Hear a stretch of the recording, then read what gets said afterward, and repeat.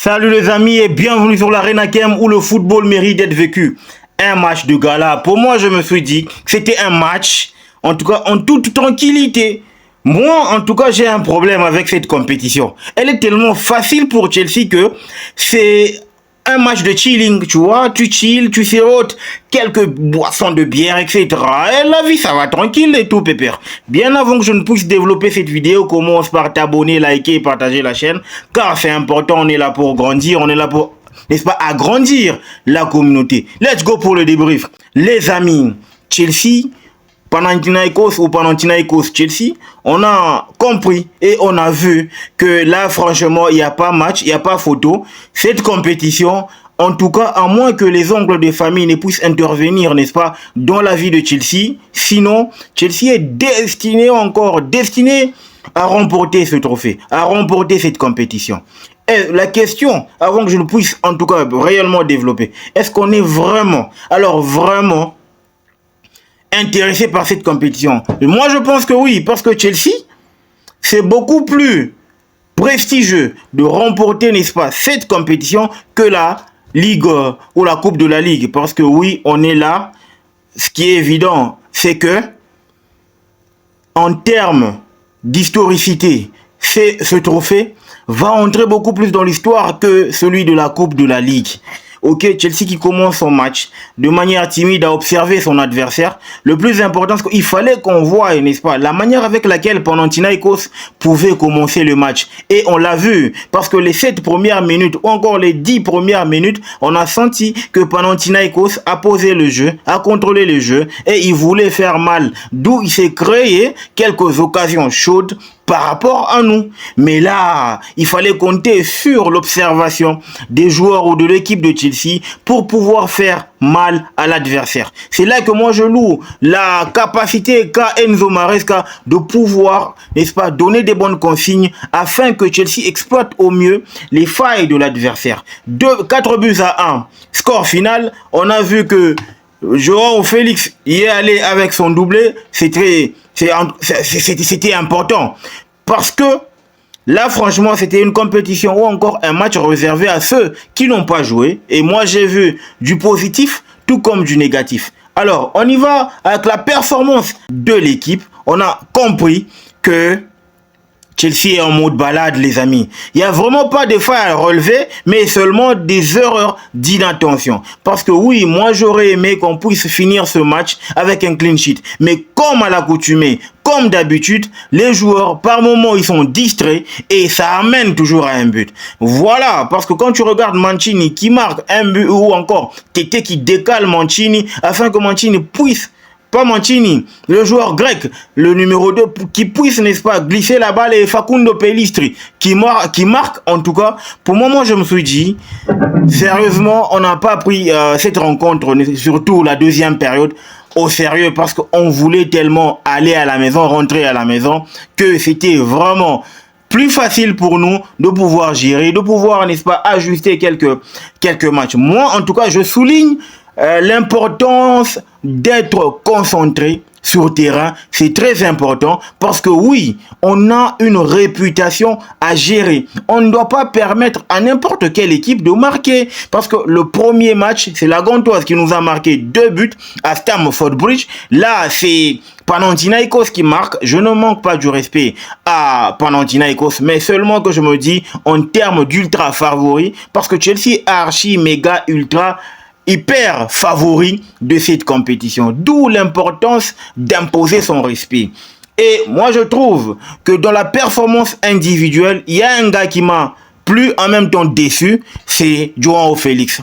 Effectivement, il m'a plu. Pourquoi? Parce qu'il a eu à marquer un doublé. C'est bien, je l'applaudis. C'est bien, il a fait en tout cas grand chose pour une performance individuelle, pour marquer des points aux yeux de Enzo Maresca, mais seulement, les amis, il faut qu'on se le dise. Pour moi, je trouve que João Félix est vraiment beaucoup trop nonchalant.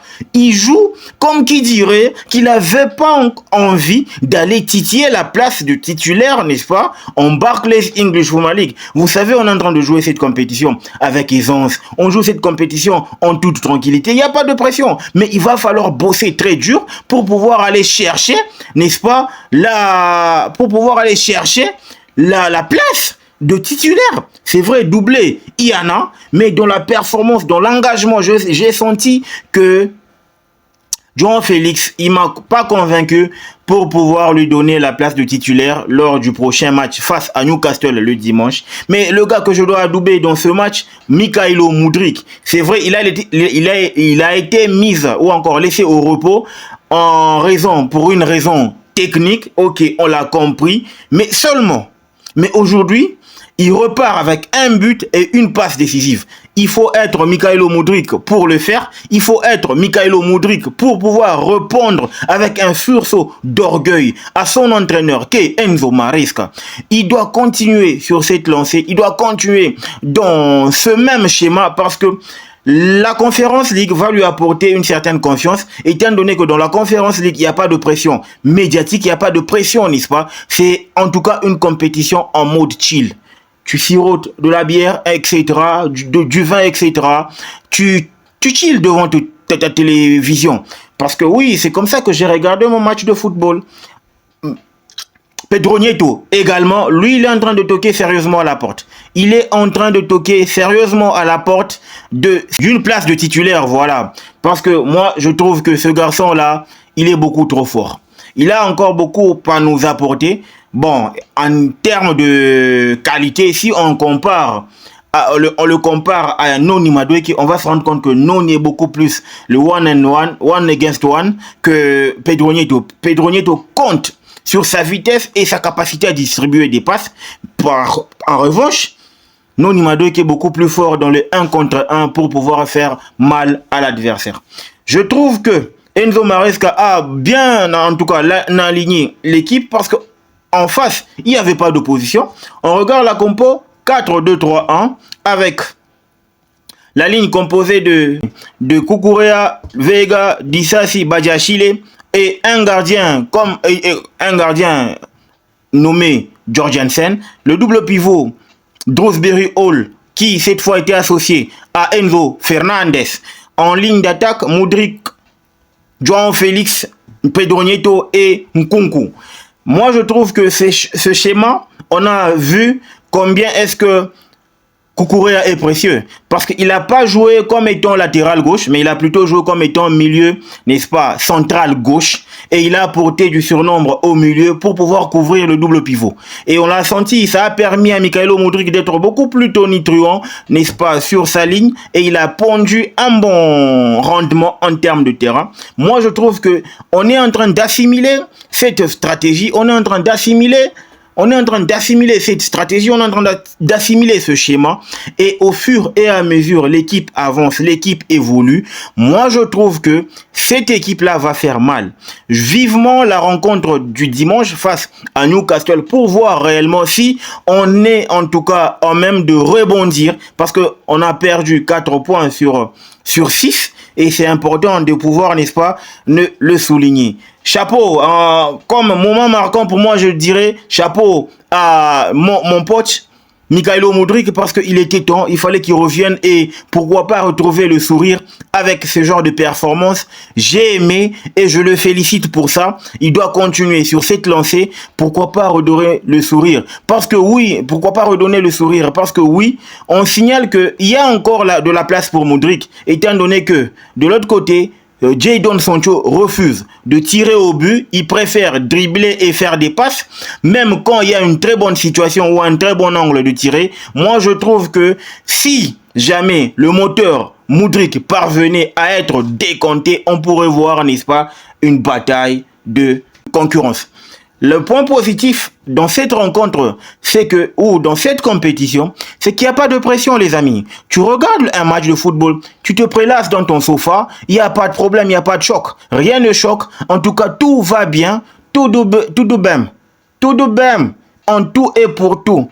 Et Maresca, ça permet également à Maresca de pouvoir jauger certains joueurs. Et on a vu que Tariq George est entré, Marc Gouillou, Carny Choukou et Meka, ils ont eu, n'est-ce pas, du temps de jeu pour pouvoir prouver à l'entraîneur que on peut apporter quelque chose à ce groupe, on peut apporter quelque chose à cette équipe et ça va permettre à ce qu'il y ait, n'est-ce pas, qu'il y ait de la bonne ambiance et qu'il n'y ait pas de frustrés dans cet effectif. Chapeau à Maresca qui, au moins, mine de rien, il parvient à trouver, n'est-ce pas, des petites brèches de minutes pour pouvoir permettre à certains éléments de pouvoir grappiller quelques joueurs et tout. C'est vrai, je salue Carny Chukwuemeka car je l'ai trouvé pour moi cohérent. Bon, il doit encore prouver parce que lui, il n'est pas en tout cas dans les petits papiers noirs comme Ben Chilwell sous Maresca. Il doit prouver. S'il prouve, il peut jouer, c'est tout. Il n'y a pas de point à améliorer, seulement la concentration dans ce match. Améliorer juste la concentration dans ce match pour pas permettre à des petites équipes de pouvoir revenir au score pendant que nous on est laxiste, on dort encore. C'est pas important les amis. Mais je trouve que dans la globalité, la performance, elle a été cool, elle a été bonne. 4-1, on repart, il ne reste que 4 matchs, n'est-ce pas, dans cette phase de ligue, et pour pouvoir voir Chelsea, en tout cas franchir la prochaine phase de la compétition, vivement les 8e, parce que là je m'ennuie, vivement les 8e, il n'y a pas en tout cas de challenge, il faut voir, même en 8e il n'y aura pas de challenge, mais pour moi j'attends carrément Fiorentina en finale pour voir si on peut, n'est-ce pas, aller décrocher ce trophée. Donc les gars, on a vu que Chelsea a fini son match en beauté, 4-1. Mykhailo Mudryk, top performance. Nkunku qui repart avec un but marqué sur penalty. Donc en gros, la performance générale, elle a été remarquable, bonne, surtout dans la gestion, parce que oui, ce match se résume dans la gestion de la rencontre. Dites-moi ce que vous en pensez en commentaire. N'oubliez pas de vous abonner, de liker et de partager la chaîne. Le football mérite d'être vécu. Ciao.